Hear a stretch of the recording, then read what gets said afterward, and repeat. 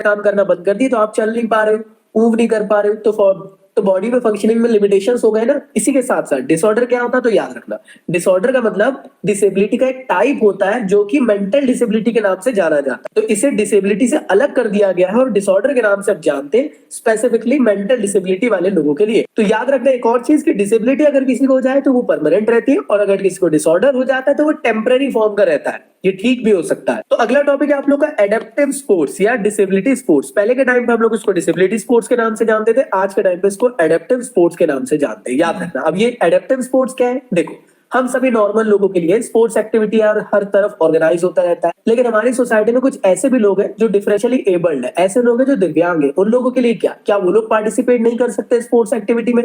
तो उनके लिए स्पेसिफिकली उन लोग को स्पोर्ट्स एक्टिविटी की तरफ हम लोग को बढ़ाने के लिए, सोसाइटी में उनको इक्वल राइट प्रोवाइड करने के लिए स्पोर्ट्स के लिए हम लोगों ने एडेप्टिव स्पोर्ट्स यहाँ पे इंट्रोड्यूस करा है। एडेप्टिव स्पोर्ट्स एक्टिविटी उन सभी डिसेबल लोगों के लिए होती है जो लोग चाहते हैं कि स्पोर्ट्स एक्टिविटी में वो लोग भी पार्टिसिपेट कर सके। तो डिफरेंट टाइप के डिसेबल स्पोर्ट्स एक्टिविटीज आप लोग को देखने को मिलती है सोसाइटी के अंदर, लाइक ब्लाइंड क्रिकेट हो गया, व्हील चेयर क्रिकेट हो गया, डेफ लोगों के लिए रेसिंग हो गई। तो ऐसे डिफरेंट फॉर्म के आप लोग को स्पोर्ट्स एक्टिविटी देखने को मिलती है डिफरेंशियली एबल्ड लोगों के लिए। तो मेन पर्पस क्या था इसका? मेन पर्पस ये था कि दुनिया के अंदर जितने भी डिसेबल लोग हैं वो ये ना सोचे कि उनकी जिंदगी वही खत्म हो चुकी है, ऐसा नहीं है। अगर उनके अंदर हुनर है तो वो स्पोर्ट्स में आके अपना परफॉर्मेंस, डिफरेंशियली एबल्ड लोग हैं उन सभी लोग के साथ न्याय हो सके, फेयर प्ले हो सके। क्या हम लोगों ने डिफरेंट कैटेगरी बना दिए हैं जिसके अंदर वही टाइप के लोग खेल सके। अब मान लो कोई व्हील चेयर वाला है और मान लो किसी का हाथ कटा हुआ है और पैर उसके है, आप उनके साथ रेसिंग कराओगे तो सीधी सिंपल बात है जिसके पास पैर है वो जीत जाएगा ना। इस वजह से इसको लेकर आ गया सो दैट सभी लोगों को यहाँ पे इक्वल अपॉर्चुनिटी मिल पाए और लोग एक दूसरे के साथ उन कैटेगरी में खेल सके जो उनके टाइप के लोग आपको देखने को मिले, जिससे कि इक्वालिटी यहाँ पे डिसेबल लोगों के लिए देखने को मिल सकती है स्पोर्ट्स एक्टिविटी में। और इसी के साथ साथ इसका एक और मेन पर्पस ये भी है कि यार ऐसे टाइप के लोग एक दूसरे के साथ पार्टिसिपेट कर सके और खेल सके जो सेम एज ग्रुप के हो, सेम जेंडर के हो या सेम वेट कैटेगरी के हो। अभी जो क्लासिफिकेशन है आप लोग को पैरा ओलंपिक में भी देखने को मिलता है और साथ ही साथ आप लोगों को स्पेशल ओलंपिक के अंदर भी देखने को मिलता है। डेफ ओलंपिक में तो होगा नहीं क्योंकि उसमें तो सिर्फ डेफ लोग ही पार्टिसिपेट कर रहे थे। तो पैरा ओलंपिक के अंदर इसको ख्याल रखा है इंटरनेशनल पैरा ओलंपिक कमेटी ने कि ऐसे लोग ही एक दूसरे के साथ पार्टिसिपेट करके खेल सके जो सेम कैटेगरी के बिलोंग करते हो, सेम एज के हो, सेम जेंडर के हो, सेम वेट कैटेगरी के हो, सो दैट यहाँ पे इक्वालिटी हो सके स्पोर्ट्स। और ये जो क्लासिफिकेशन करना है, ये डिवीजन करना बहुत ज्यादा जरूरी होता है। अदरवाइज हम लोग यहाँ पे ये नहीं कह सकते कि यार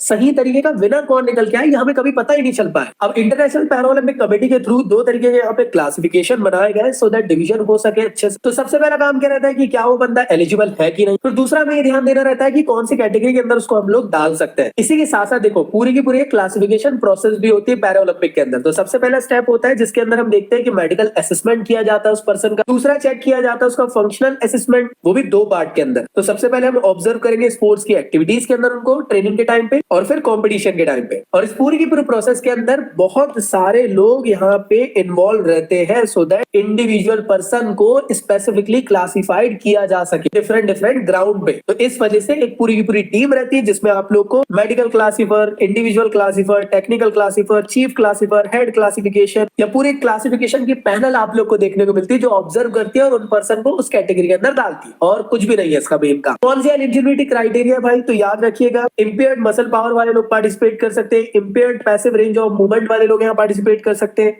किसी को लॉस ऑफ लिम्ब हो चुका है या लिम्ब डेफिशिएंसी है उनको यहाँ पे पार्टिसिपेट करने का मौका मिलने वाला है, लेग लेंथ में डिफरेंसेस है, पैर छोटे बड़े हो गए उस वजह से, मान लो किसी को शॉर्ट स्टैचर वाला इश्यू है, मतलब ये कि पैर छोटे रह गए कुछ इस तरीके से जो फोटो में आपको देखने को मिल रहा है, या फिर हाइपरटोनिया का प्रॉब्लम हो, या फिर एटेक्सिया का, या फिर एथेटोसिस का प्रॉब्लम, इसका मतलब कि मूवमेंट डिसफंक्शन हो गया हो। तो ऐसे टाइप की हम लोग को एलिजिबिलिटी इंपेयरमेंट यहाँ पे देखने को मिलती है। अगला होता है क्लासिफिकेशन इन स्पेशल ओलंपिक, मतलब किस तरीके से इसके अंदर डिवीजन होता है। तो बेसिक सी बात है स्पेशल ओलंपिक में भी इस चीज का ख्याल रखा जाता है कि डिवीजन सही तरीके से हो सके, क्योंकि ये फंडामेंटल रूल है स्पेशल ओलंपिक का। हम लोग अलग अलग टाइप के डिसेबल पर्सन को एक दूसरे के साथ पार्टिसिपेट करके नहीं खिला सकते। सेम इसका भी आप लोग को वही चीजें देखने को मिलेगा कि फेयर प्ले हो सके, सबको इक्वल यहाँ पे अपॉर्चुनिटी मिल सके। और यहाँ पे स्पेशली यार ना सारे टाइप के एबिलिटी लेवल्स आप लोग को देखने को मिलती है, जो एथलीट है वो रिकॉग्नाइज हो सके उसकी परफॉर्मेंस के अकॉर्डिंग। और वही चीजें आप लोग को लिखी हुई है मिली जुली, और कुछ भी नहीं है, ज्यादा कंफ्यूज ना हो, अपनी लैंग्वेज के अकॉर्डिंग भी लिख लोगे कोई दिक्कत नहीं। इसका प्रोसेस क्या होता है डिविजनिंग का, तो याद रखना एज के अकॉर्डिंग यहाँ पे मेनली क्लासिफाई डिवाइड किया जाता है कि कौन कौन सी एज ग्रुप्स है,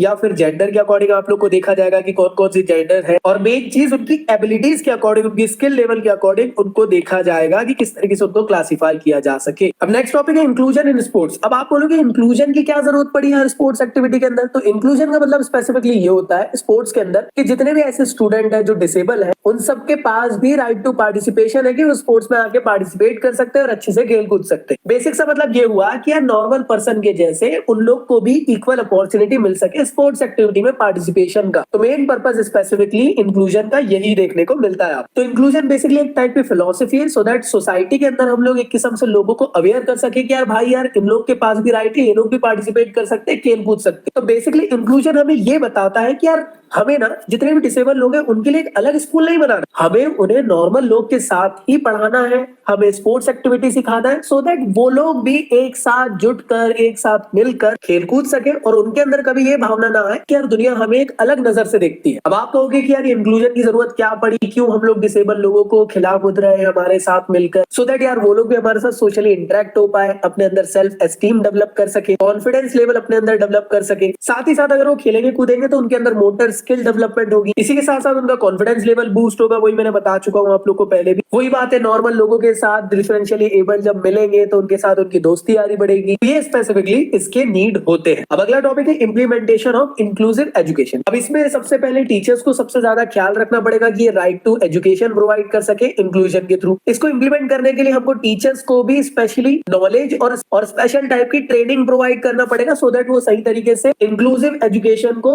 इंप्लीमेंट कर सके। इसके अलावा हमें यार डिसेबल लोगों को सिंपैथी नहीं देना, इक्वल ट्रीटमेंट प्रोवाइड करना है, और जो भी रिसोर्सेस हमें यहाँ पे लग रहे हैं इंप्लीमेंटेशन के लिए वो सभी चीजों को हमको पहले से अवेल करके रखना जरूरी है। और साथ ही साथ अगर पेरेंट्स का इन्वॉल्वमेंट लग रहा है तो उनको भी इन्वॉल्व कराना जरूरी है सो दैट ये इंक्लूसिव एजुकेशन सही तरीके से इंप्लीमेंट हो सके। और इंक्लूसिव एजुकेशन को हमेशा हमें फ्लेक्सिबल रखना है, ऐसा नहीं कि यार एकदम रिजिड रख दी कि नहीं ऐसा करना तो ऐसा नहीं भाई, डिसेबल लोग भी उसके अंदर, उनके अकॉर्डिंग आपको फ्लेक्सिबिलिटी रखनी पड़ेगी। साथ ही साथ स्कूल को भी मॉनिटर करते रहना पड़ेगा कि सही तरीके से पार्टिसिपेशन यहाँ पे सभी स्टूडेंट कर रहे हैं, और प्रॉपर सपोर्ट यहाँ पे स्टूडेंट को प्रोवाइड करना बहुत ज्यादा जरूरी है अगर आपको सही तरीके से इंक्लूसिव एजुकेशन को प्रोवाइड करना है। क्योंकि इंक्लूसिव ये कह रहा है कि यार आपको डिसेबल लोग को अलग नहीं करना, उनके साथ मिलकर आप लोग को नॉर्मल लोगों को साथ में रखना है और वो लोग चीजों को साथ में सीख सके। तो ये थोड़ा सा कॉम्प्लिकेटेड हो जाता है, लेकिन हमें इस बैरियर को तोड़कर आगे बढ़ना जरूरी है। इसके बाद आपका अगला टॉपिक होता है strategy to make the physical activity accessible for CWS। मतलब कि कौन कौन सी स्ट्रेटेजीज आप लोग बना सकते हो so that physical activities accessible हो सके CWSN के लोगों के लिए। सबसे पहली चीज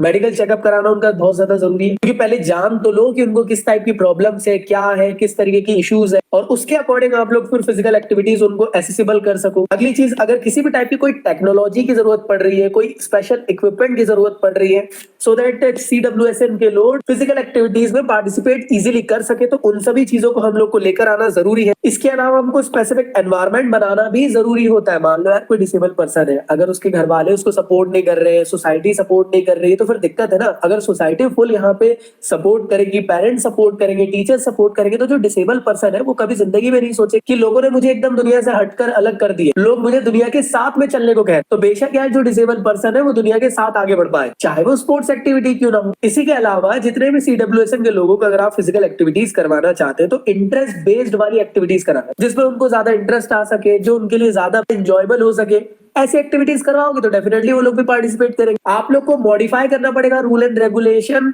डिसेबल लोगों के लिए सो दैट उनको सही तरीके से सहूलियत हो सके, क्योंकि नॉर्मल यहाँ पे केस थोड़ी ना है, डिसेबल पर्सन है और एक नॉर्मल पर्सन में जमीन आसमान का फर्क होता है। तो जो ट्रेनर रहेगा उनको इस चीज का ख्याल रखना जरूरी है। इसके अलावा मान लो कोई ट्रेनर है, उसके पास प्रीवियस एक्सपीरियंस रहा है कि यार लास्ट टाइम भी उसने हैंडीकैप पर्सन को फिजिकल एक्टिविटीज में पार्टिसिपेट कराया था और नया केस आप लोग को देखने को मिला है, तो उसके एक्सपीरियंस को लेकर भी यहाँ पे चीजों को किया जा सकता है। इसके बाद अगला होता है topic advantage of physical activity for, मतलब वही बेसिक सी बात कि CWSN के लोगों को अगर आप फिजिकल एक्टिविटीज करवाते हैं तो उनको क्या बेनिफिट मिलते हैं। तो बेसिक सी बात है, उनका जो स्ट्रेस और डिप्रेशन है वो रिड्यूस होता है, क्योंकि अगर वो डिसेबल हो चुके हैं तो उनके दिमाग में कहीं ना कहीं रोज आता ही रहता होगा कि यार मेरे साथ ये प्रॉब्लम हुआ, अब क्या मैं कुछ जिंदगी में कर पाऊंगा कि नहीं, क्योंकि जो डिसेबल लोग हैं वही जानते हैं कि उनकी प्रॉब्लम क्या है और किस तरीके से वो जिंदगी बिता रहे हैं। अगर स्पोर्ट्स एक्टिविटी में आएंगे तो टेंशन, स्ट्रेस इन सब से दूर हो जाएंगे, सोशली इंटरेक्शन बढ़ेगा, क्योंकि डिसेबल पर्सन दुनिया से हट के अलग रहने की कोशिश करते हैं, क्योंकि उन्हें ऐसा लगता है कि क्या पता लोग हमें कोई सिंपैथी की नजर से देखेंगे। तो अगर आप स्पोर्ट्स एक्टिविटी में उनको पार्टिसिपेट कराओगे तो लोगों के साथ साथ इंटरेक्शन होगा, क्योंकि यार आप सभी लोग जानते हो हम इंसान है, हम जितना ज्यादा एक दूसरे से बात करेंगे उतना ज्यादा हम खुश रहते हैं, हमारा माइंड फ्रेश रहता है। वो बोलते हैं ना कि चुगली करना भी कई बार इंपॉर्टेंट हो जाता है। वैसे सेम टू सेम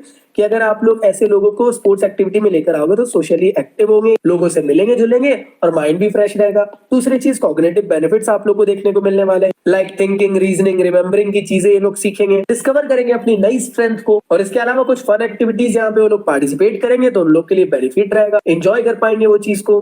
और साथ में फिजिकल एक्टिविटी में पार्टिसिपेट करेंगे तो उनकी फिटनेस लेवल भी यहाँ पे इंक्रीज होगी, हेल्थ की क्वालिटी भी इंक्रीज होगी, चीजें से दूर रहेंगे और साथ ही साथ किसी भी टाइप की प्रॉब्लम्स, इनको हेल्थ इश्यूज देखने को नहीं मिलेंगे। ये इनके बेनिफिट्स आप लोग को देखने को मिल रहे हैं। तो